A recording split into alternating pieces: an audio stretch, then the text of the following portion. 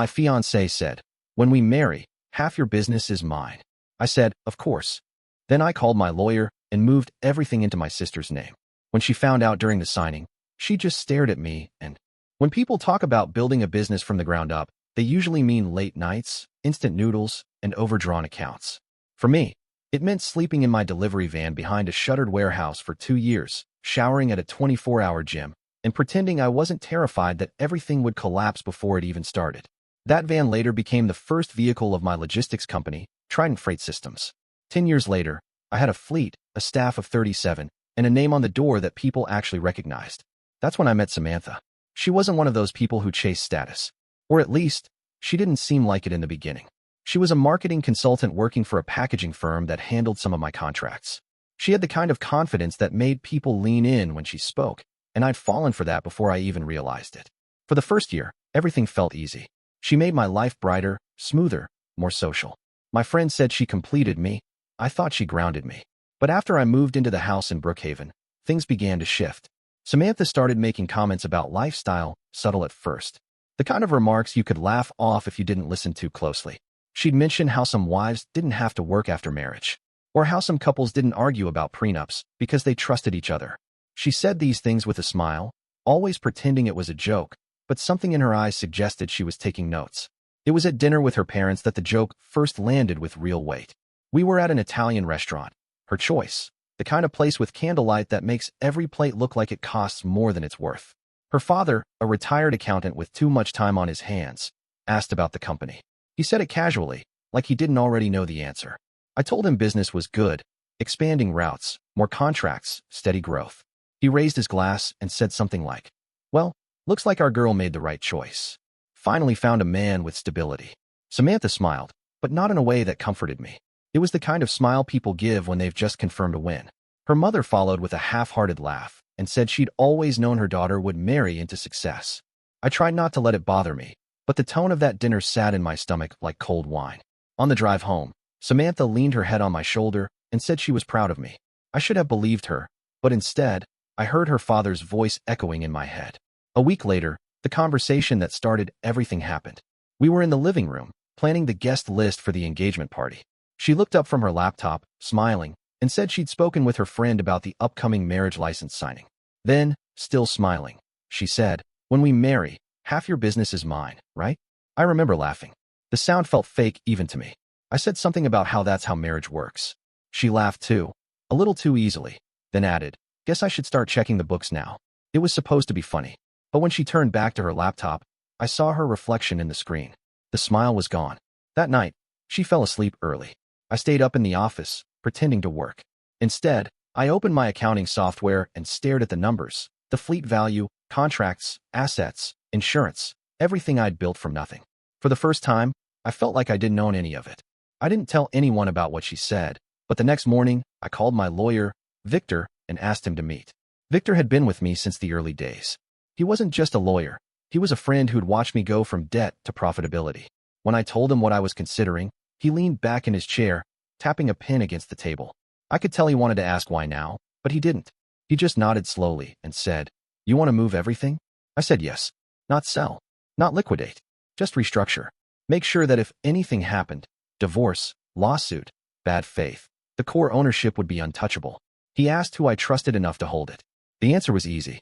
My sister, Caroline, had been my silent partner since the beginning. She'd lent me $5,000 from her college savings to buy my first truck, and I'd repaid her 100 times over. She never bragged, never asked for a cut, never even hinted that she wanted something in return. I trusted her more than anyone else alive. Within 2 weeks, Victor drafted a transfer plan. Trident Freight Systems would be officially moved into Caroline's name through a holding company, and I would remain as managing director. Full control, no ownership risk. The process was clean, legal, and invisible. I told Samantha I was working longer hours because of expansion. She believed me. Or maybe she didn't care as long as the checks kept clearing. Then something odd happened. One night, as I walked into the living room, she was laughing quietly at her phone. I caught a glimpse of the contact name before she tilted the screen away, Mira HR. There was no Mira in her company, and she didn't work in HR. She said it was just a friend from college. I didn't ask further. Instead, I noted the time, the laughter, and the fact that her phone was never left unattended after that night. Still, I acted like nothing changed. We hosted dinners, attended friends' weddings, planned ours. She wanted a destination ceremony in Belize, which seemed absurd considering we still hadn't set a concrete budget. Every decision came with a cost I was expected to absorb: photographer, venue, designer dresses, family contributions. By mid-April, everything for the transfer was finalized. Victor handed me a sealed envelope with all confirmation documents. "It's done," he said. "She'll never know unless you tell her." But I didn't plan to hide it forever. That Friday, during another wedding planning session, she made the same joke again in front of friends. We were sitting in the backyard, music playing, glasses of wine half empty. She said, "Once I'm Mrs. Travis, half this house, half his company, half his patients, all mine." Everyone laughed, even me. But inside, something clicked into place. It wasn't about paranoia anymore. It was about proof. That night, after everyone left, she was scrolling on her phone again, sending messages too fast to be casual. I went to the kitchen, pretending to clean up, and saw her reflection in the window. The glow from her screen lit up her face, serious, focused. I caught the phrase, "He doesn't even know yet," before she closed the chat. That was the moment I knew the wedding had to happen, just not for the reason she expected. The next morning, I met Victor again. "Push the final signing for after the ceremony," I told him. "Make it look like standard paperwork. Include the ownership records in the packet. I want her to see them." He raised an eyebrow, but didn't argue. He knew the kind of man I was, calm on the surface, but deliberate when wronged. From that day forward, I played my role perfectly. The devoted fiancé, the generous partner, the man too busy with logistics to question anything. Samantha believed she was orchestrating everything. She didn't realize she was standing in a room I'd already locked from the outside. By the time the wedding invitations were printed, I'd already signed the documents transferring all my assets to Caroline's holding company. The last piece was simply waiting for the perfect stage, and I wanted that moment to be unforgettable. When I looked at Samantha across the table, laughing with her bridesmaids-to-be about venues and honeymoons, I realized something chilling. She wasn't in love with me anymore. She was in love with the version of me that existed in her head: the security, the reputation, the success. She'd chosen the wrong thing to fall for, and I was about to make sure she never forgot it. After the night I decided to set the trap, things between Samantha and me got almost unnervingly sweet. She started cooking dinner more often, texting during my long workdays, leaving little notes on my desk like we were newly in love again. On the surface, it looked like we were entering the honeymoon phase all over.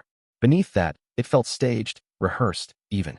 Every kind word landed like a script line she'd memorized. She started pushing the wedding forward. Originally, we talked about late autumn, giving us time to plan and breathe. Now she wanted midsummer. "Why wait?" she said once while scrolling through color palettes. "We've already got everything we need." She even mentioned cutting the guest list smaller to save time. It sounded like efficiency, but it smelled like pressure. Meanwhile, my lawyer Victor finalized the restructuring. Everything was airtight: assets, accounts, vehicles, even trademarks.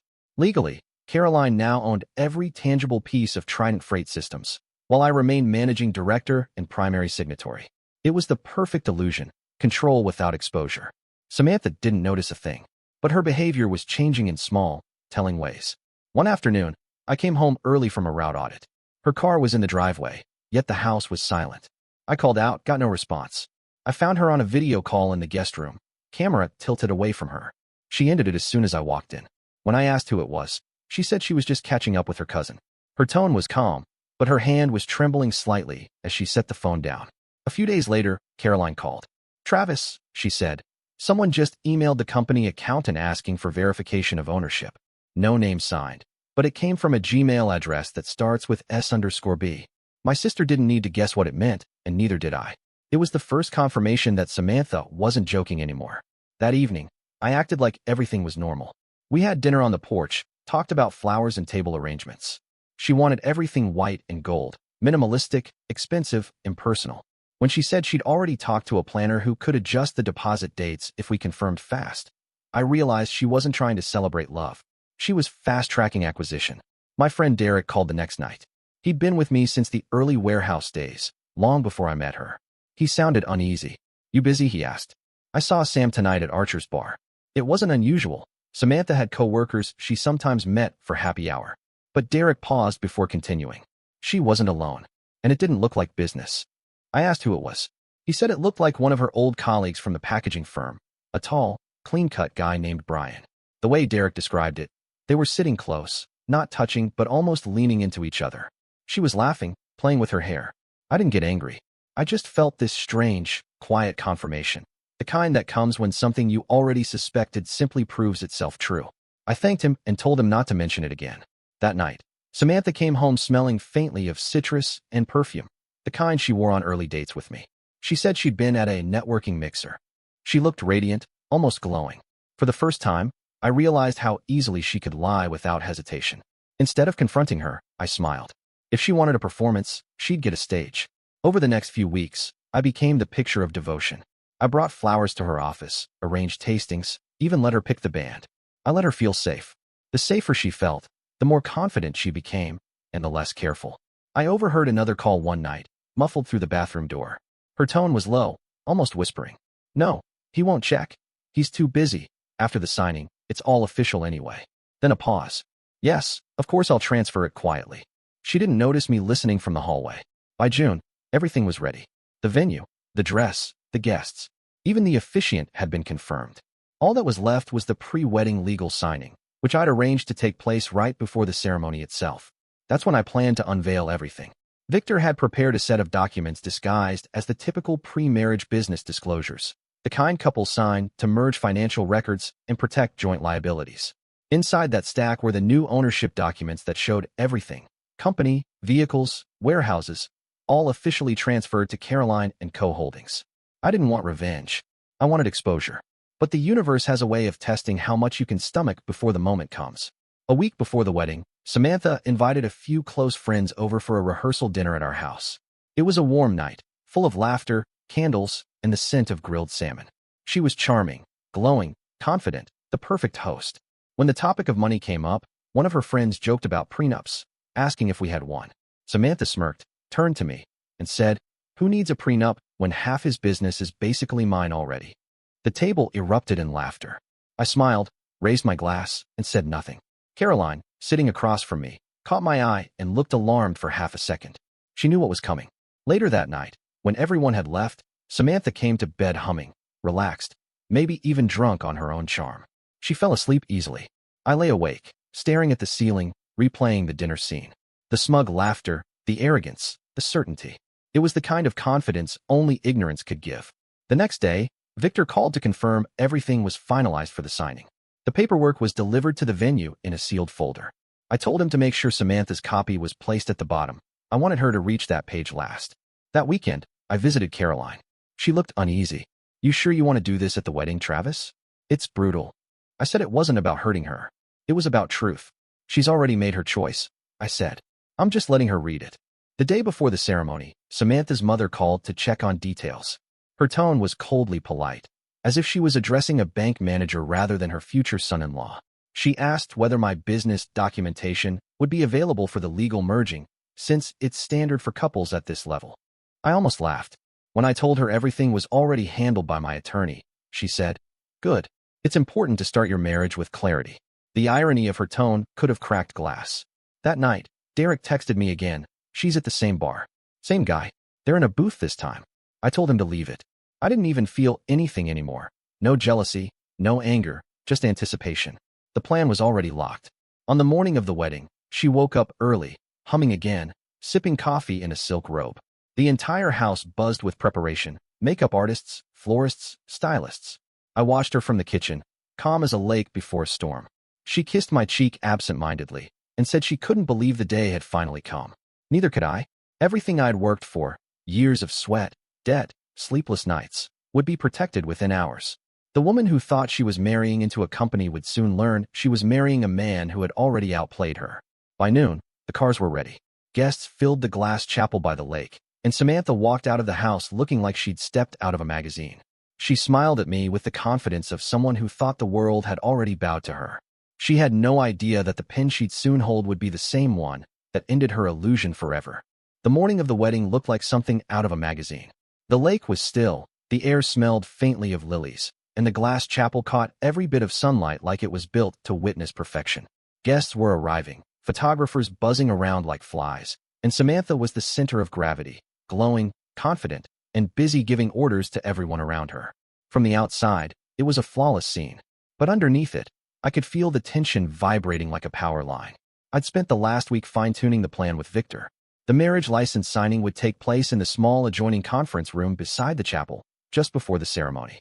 Victor would bring the standard joint financial documents, a polite cover for the bomb that was about to detonate. He knew the order of the papers, knew not to speak until I gave the cue. Caroline would be there as a witness. When I arrived, Samantha's bridesmaids were already posing for photos. She turned as soon as she saw me, walking over like she owned the world. "You're not supposed to see me before the ceremony," she teased, holding her bouquet close to her chest. I smiled and told her she looked perfect. She did. Perfect for the performance that was about to collapse in front of everyone. The small signing room was set with polished oak furniture and 2 tall vases of white roses. It looked innocent enough. Victor was already seated, reviewing the documents with a neutral expression. Samantha's mother stood behind her daughter, whispering reminders about post-wedding logistics, honeymoon, deposits, joint accounts.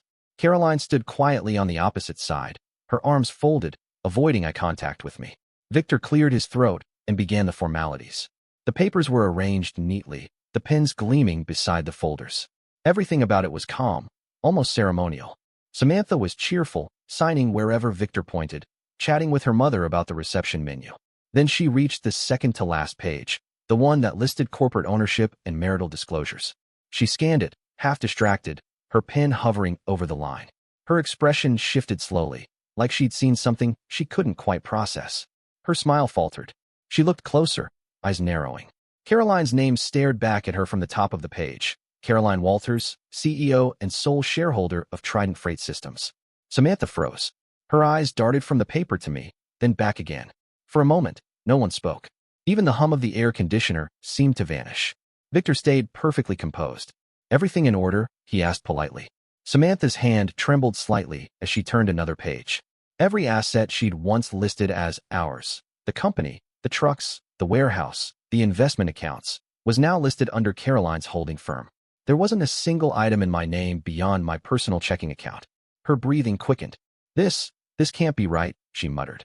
Victor said evenly, "All records are accurate as of May 3rd, ma'am. The ownership transfer was legally finalized prior to this signing." The room went silent again. Samantha's mother leaned over her shoulder, reading. Her face drained of color so fast it looked almost comical. "What is this?" she hissed. "Why wasn't this disclosed?" I finally spoke. My voice was calm, almost gentle, because it didn't concern the marriage. "My company isn't marital property." Samantha looked up at me, speechless, her eyes wide. For a second, I almost felt sorry for her, not because she was hurt, but because she'd been caught playing a game she didn't know the rules to. Victor slid the next form forward. "Shall we continue?" Samantha didn't move. Her mother put a hand on her arm, whispering something I couldn't make out. Samantha finally stood up, her chair scraping across the floor. "You transferred it," she said, her voice cracking slightly. "You moved everything behind my back." I met her gaze. "No, Samantha. I protected it. You just assumed it was yours." Her jaw clenched. "You're humiliating me in front of everyone." "You did that yourself," I said quietly. The guests in the hallway had started to sense something was wrong. The wedding planner peeked in, confused. Victor calmly gathered the unsigned pages and slipped them into his folder. Samantha's mother demanded to speak to me privately. I declined. She turned on her daughter, hissing under her breath about how this looks and what we discussed. Caroline stepped forward then, voice cool and measured. "Maybe it's time to tell the truth, Mrs. Clark. You've both been asking questions about the company for months. This isn't a misunderstanding. It's exposure." Her words hit like a hammer. Samantha's mother's face twisted with panic. "You can't talk to me like..."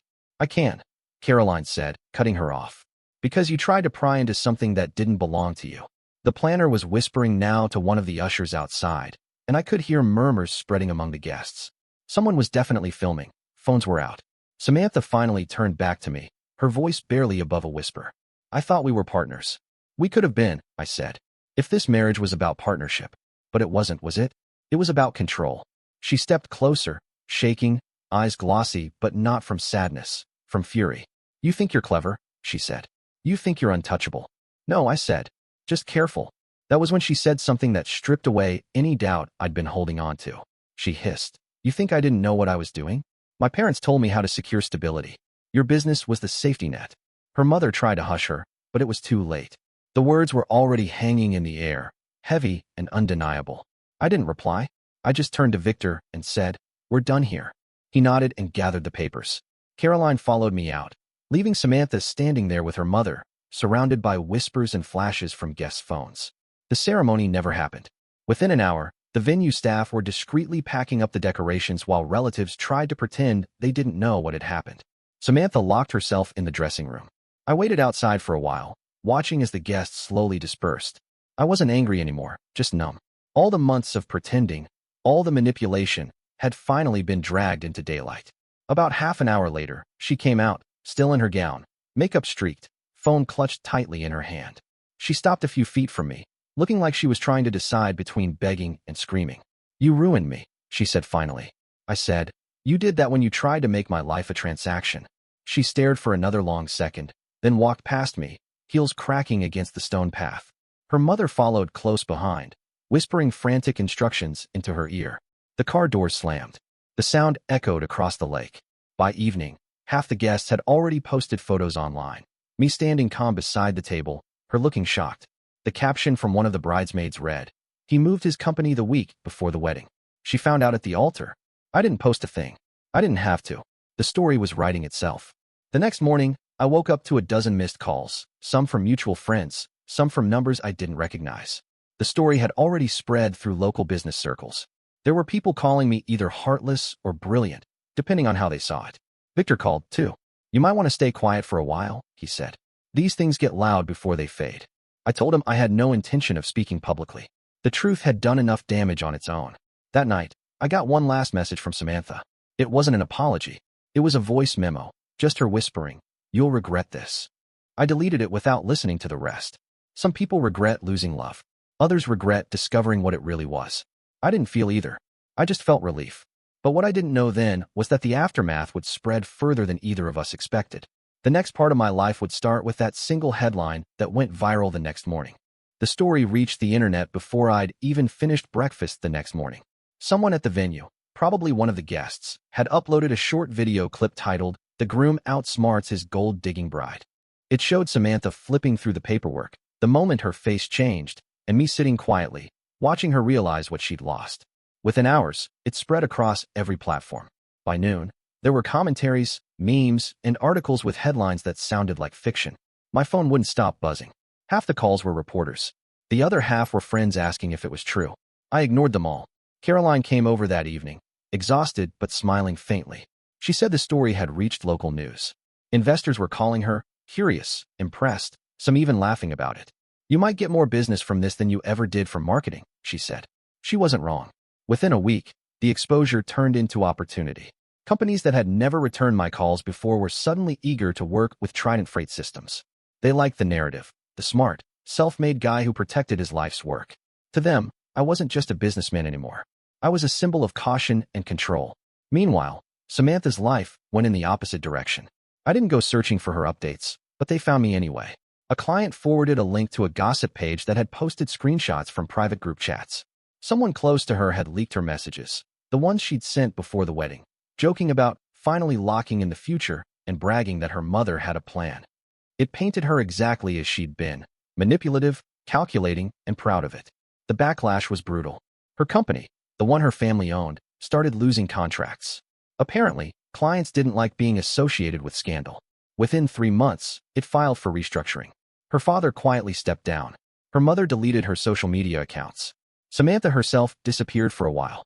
When she finally resurfaced, it was through whispers. Someone said she'd taken a position at a small marketing agency 2 towns over, working under a new last name. I never confirmed it. I didn't need to. What mattered was that she'd finally been stripped of the illusion she'd built, the one where she thought marriage was just a merger with better lighting. For a while, I tried to live like none of it had happened. I buried myself in work. I focused on expanding routes, managing employees, negotiating with new clients. But occasionally, the image of her at that signing table crept back into my mind. Not because I missed her, but because it reminded me how easy it is to lose yourself when you start confusing love with convenience. One night, about 2 months after everything, I got a message from Derek. He'd run into Brian, the co-worker Samantha had been meeting before the wedding.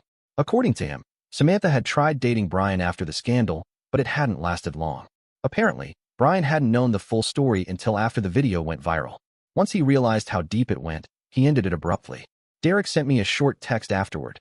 "Karma handles itself." He wasn't wrong. By late autumn, I was invited to speak at a small business conference. They wanted me to talk about asset protection, but everyone in the audience knew why I was really there. The first question during the Q&A wasn't about logistics or finance. It was about the wedding. Would you do it again? Someone asked. I paused, thought about it carefully, and said, yes.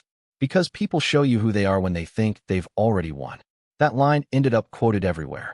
I didn't mean for it to, but it stuck. The video from the conference got picked up by a financial channel. Overnight, I went from being a local entrepreneur to a minor internet figure.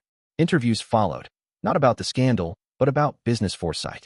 My company doubled in size within 6 months. Through it all, Caroline stayed grounded. She managed the new expansion with precision, making sure I didn't drift into arrogance. Once, she said, you didn't outsmart Samantha for revenge. You did it because you finally stopped trusting potential over proof. She was right. In December, I received an envelope at the office, no return address. Inside was a folded note in familiar handwriting. Just a single line. You were never the victim, Travis. You were just cold. There was no name, but it didn't need one. I put the note back in the envelope and dropped it into the shred bin without another thought. Maybe she meant it as an insult. To me, it sounded like peace. Because the truth was, I hadn't been cold. I'd been awake. A few months later, I decided to visit my sister's holding company office. Technically, she was my boss now.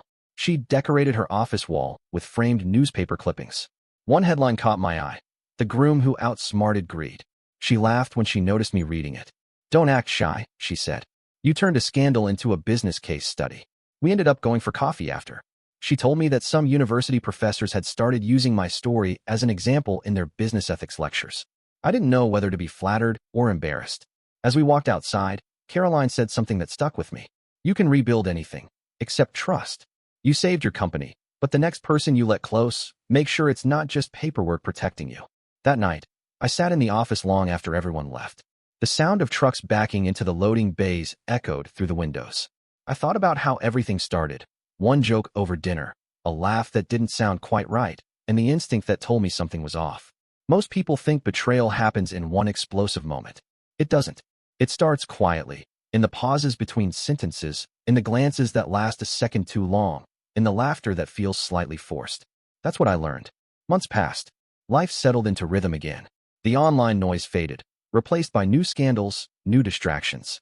Every once in a while, someone still mentioned the story, a client, a friend, a reporter. I always brushed it off.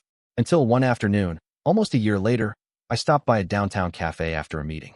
As I waited for my order, I caught sight of a woman at the counter, shorter hair, simple clothes, sunglasses. She was paying in cash, head slightly lowered. When she turned, for a fraction of a second, our eyes met. It was Samantha. She froze for half a heartbeat, then looked away. There was no confrontation, no words, no drama. Just two people standing in a line, surrounded by strangers, pretending to be invisible. When I finally got my coffee and walked out, I didn't look back. Because the truth was, there was nothing left to say. Everything that needed to happen had already happened the day she reached for that pen. Now the company was thriving. Caroline was my partner in all but name, and I'd finally started sleeping again without that dull sense of mistrust in my chest. I hadn't just avoided a bad marriage. I protected the life I built with my own hands. Sometimes people say I got lucky, but luck has nothing to do with it. Luck doesn't rewrite contracts in the dark. Luck doesn't read between the jokes and hear the warning beneath the laughter. Luck doesn't save you. Awareness does. And that's the one thing Samantha never had. So when I think back to that day, the lake, the glass chapel, the silence after she found out, I don't feel bitterness. Only closure. Because she thought she was marrying a man she could own. But she forgot one thing. I built everything I had from nothing, and I never planned to hand it over for free.